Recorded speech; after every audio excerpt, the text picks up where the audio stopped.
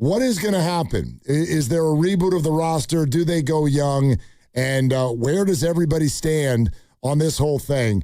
Willard and Dibbs, 95.7 The Game. Let's get some answers from somebody who's on the inside, tapped in, NBC Sports Bay Area. Our friend Alex Pavlovic is joining us here on the River Islands guest line. Hey, my man, how's the All-Star break going? How you doing?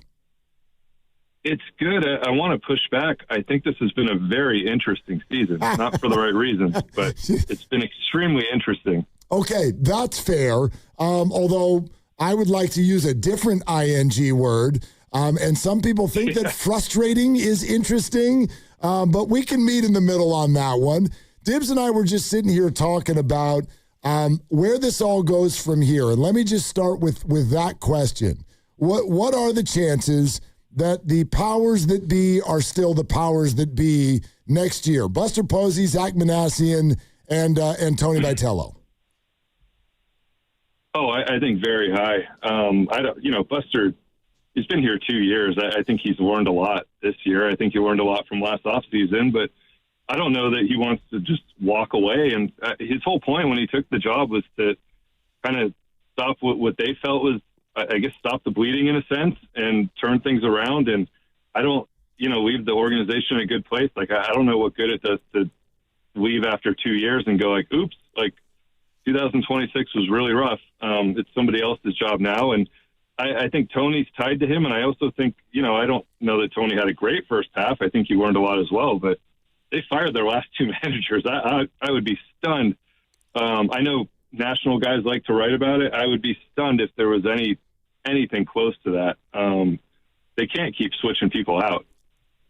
They can't, but at the same time, if it is broke, then you kind of have to fix it. And it seems like this is currently broken. And I'm looking at the history of the San Francisco Giants. The only other time they had a one-and-done manager is when they lost 100 games. So if this devolves into that sort of territory, does it then become more likely?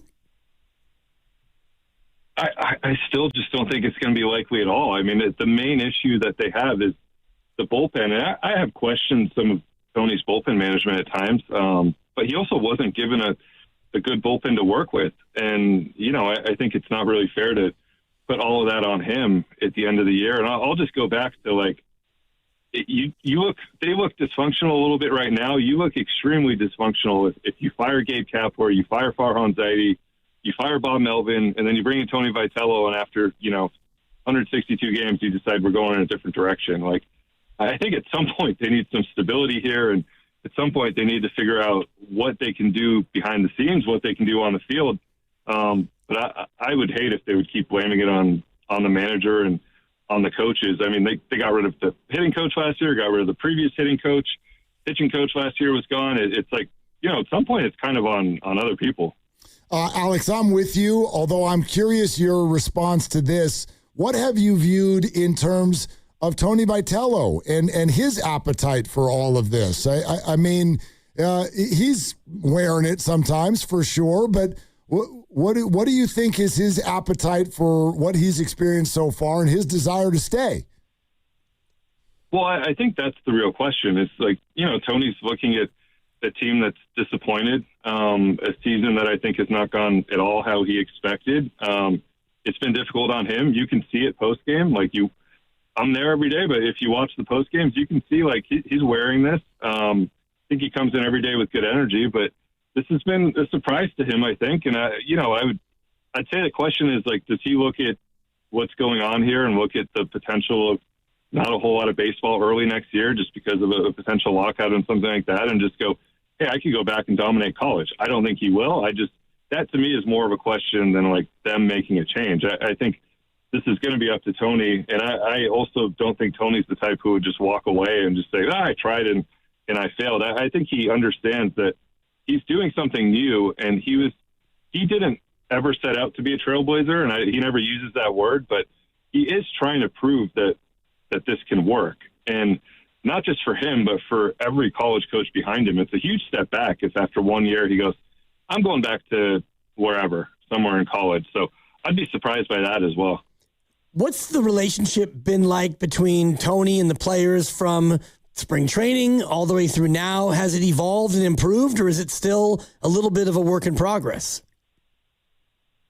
I think it's fine. I mean, certainly he's different than some other managers they've had. He's a lot more active, just like physically. Like he loves to hit a fungo, loves to be out there and play catch. And, I think we've seen some communication things at times, and not just the visible ones, but things that have happened behind the scenes. And I think that's a work in progress as well. But it was always going to be the most difficult part of this year for him, was that he's learning all of this. And like, even when you see some of the things that have happened with like ejections and some of the questions he's asked of umpires, a lot of times these are things that they are learning on the fly. And so I think he's also trying to figure out how to look. It's just different. Like he's been dealing with 19, 20-year-olds his whole career. It's just different to come in here and be dealing with guys who are veterans, guys who are all-stars. So I do think that's been part of this learning process as well. I just kind of go back to, like, I think you could point to a lot of things he probably wishes he had done differently, and probably in all aspects of this job. But I also just don't think it's fair to, like, keep too much on his shoulders. Alex Pavlovic, NBC Sports Bay Area. Alex, best guess, what do you think this roster looks like a few days into August? Well, Luis Arias and Robbie Ray are like the most tailor-made trade candidates you could possibly have. And they're in a much different spot than they've been in previous years. Like, there's no ambiguity here. There's no wait until July 27th and see where you stand. Like, they've been the same team the entire season. They have not at any point shown that there's a run coming. We joked on the podcast today, maybe they'll win every game until the trade deadline, and that changes things. But, like, short of that, like, this is not like last year where all of a sudden Buster's watching them for a few days against, I think it was the Pirates and Mets during that homestand, and you go like, oh, it's time to sell. So I think this is pretty clear, and I also think the fascinating thing is, like, look at the American League standings. Everybody in the American League is still in it. And you look at the National League, and basically everybody, except for a few teams, is still in it as well. So there's going to be some tough choices for other teams, and what that means is the Giants are set up really well to take advantage of a market where right now there's not a lot of sellers, and there's not a lot of sellers with what they're offering. And I think there's the two obvious guys. I think they will have conversations on just about anybody except for, Logan Webb, they've said is off limits. Bryce Eldridge, obviously off limits. I think they'll have plenty of conversations because, to what Dib said, like, there's a lot to fix here. So, but I would just go back to Ray and Arias for the most part. Like, guys who are pending free agents, that's automatic for a team like this. And you have a couple of high-paid guys who are in no-trade clause situations, Adames and Chapman. If they were even able to get those guys to waive it, what do you think the willingness is of ownership to pay down some of those salaries to help out with the trade? It's tough. Like, it's not a question that certainly ownership here doesn't speak to the media a whole lot, and that's the case with most Major League Baseball owners. So a question like that, I mean, you're just kind of guessing and reading between the lines of what other people tell you. I think they know that some tough decisions have to be made, and like, you're not going to trade any of the big contract guys here without eating some of that money. So they would have to do some of that. I think they'd probably be okay with that, just knowing that there's a lot they have to do before next opening day, and part of that is going to be eating some money. But it is much more complicated than people like to make it sound. And there's the no trade clauses. There is a lot of money. It's $450 million for those three guys after this season. Like, just a tremendous amount of money owed to them. They're older. Willie has had a rough year in a lot of respects. Devers has picked it up. He's the one guy who just on paper you look at and go, you could put him on 15 teams around this league. He's also owed like $211, I think, after this year. So it's really, really complicated. I tend to think those trades are off-season trades more than trade deadline trades, and especially with some of the struggles they've had in the first half. And, Matt Chapman is the one guy who I think would appeal to a lot of contenders just because you stick him at third base and you know what you're going to get, and it's not nearly as much money. But he's been hurt. He's played hurt most of the first half, and he's not going to be ready on Friday. So that's complicating as well. Alex, what if we asked it this way? Like, what do you think right now the Giants' organizational appetite is for keeping Bryce Eldridge and Rafi Devers on the team together long-term?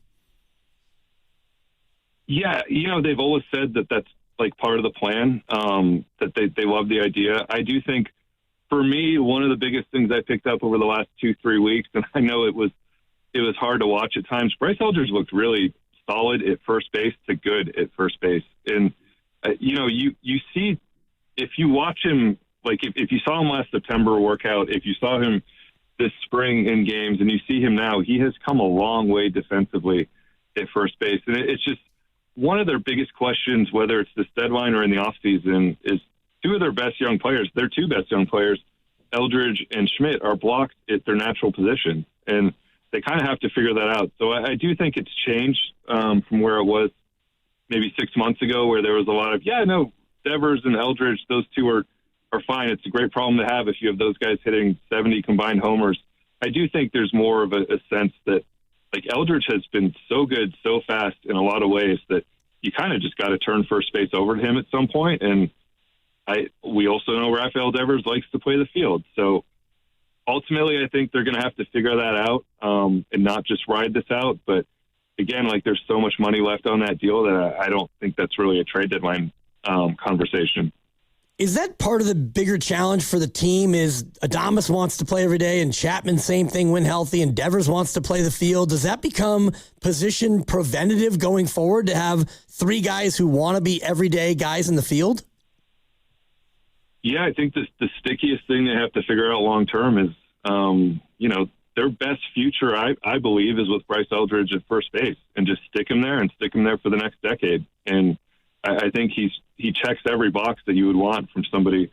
He has said he wants to be the face of the franchise, and I think he's done everything you'd want from somebody who looks like he can be that guy. And then you see what Casey's capable of at third base, and I also think he would be pretty good at second base if you put him there. So these guys are blocked, and that's not even to speak of all these guys coming through the system who are middle infielders, and you have to figure out where Adames fits in. The defensive numbers haven't been great this year.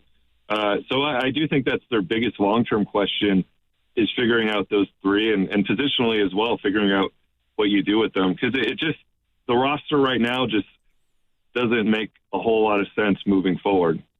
Alex, Buster hasn't been kind of the most forthcoming, I'd say, with a lot of things this year. But I wonder if you've got any sense for sort of how he's feeling about some of the decisions he's made. In other words, like, what do you think that he's learned? What do you think that he would do differently this year if he had to do it over again?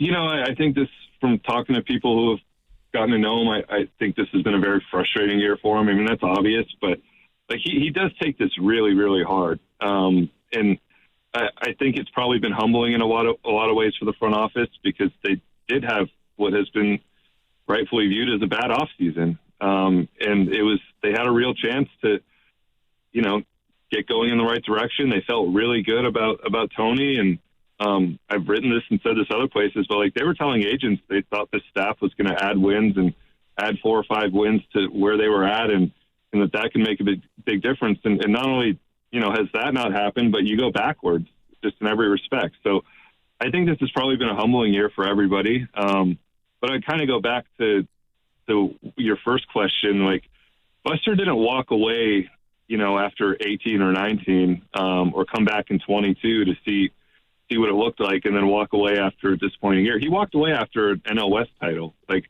I think he's somebody who's competitive, and this is something he wanted to try. And I would bet he's pretty anxious to get to this trade deadline. And you get to the deadline, and you probably won't add a lot to the Major League club, but looking forward to next year, Alex, what do you think about the prospects in AAA pitching-wise who can come up and be starting pitchers, so you don't have to go out and get mediocre pitchers on the market next year? Well, for me, that's the biggest question of the deadline. They did a good job in the draft of adding pitching, but it's pretty far away. Even Jackson Flora, like, you're talking at least a year from now, most likely. I think their biggest question, and I've talked to Buster about this, and I know he kind of feels the same way, is adding pitching at the big league level, at the AAA level, at AA, kind of like what they did last year, getting somebody like a Blade Tidwell in a trade. And I know we haven't seen him a whole lot, but he's somebody who could be part of the bullpen solution going forward. So for me, that's really in every trade. It's weird to say about the Giants, but like, their big league lineup is set in a lot of ways, and positionally in the minor leagues, like they have a ton of position players coming, and even guys like Dakota Jordan and Bo Davidson and those guys who are being promoted this week, they really need to add pitching depth and not just rotation depth, but they need to add guys who can go into camp next year. And if they're not on this team, they can do what Landon Roop did 2 years ago and be in the bullpen and be part of that solution. So that's the biggest question for me going into the deadline. Like, how much pitching can you get back in these trades? And then also, what can you clear? And are you clearing out more guys other than a Robbie Ray in opening spots? So Carson Wisenhunt can start every 5 days and you figure out who he is. Blade Tidball can come back and you figure out who he is. Like, they really need to spend the next 2 months figuring out who is part of that 2027 pitching staff, because there's not a whole lot of guys you feel are locked in. There's some obvious guys right now, and Randy Rodriguez will be back, but there's not a whole lot it's not a long list of guys that I think you would say are locked in to opening day next year.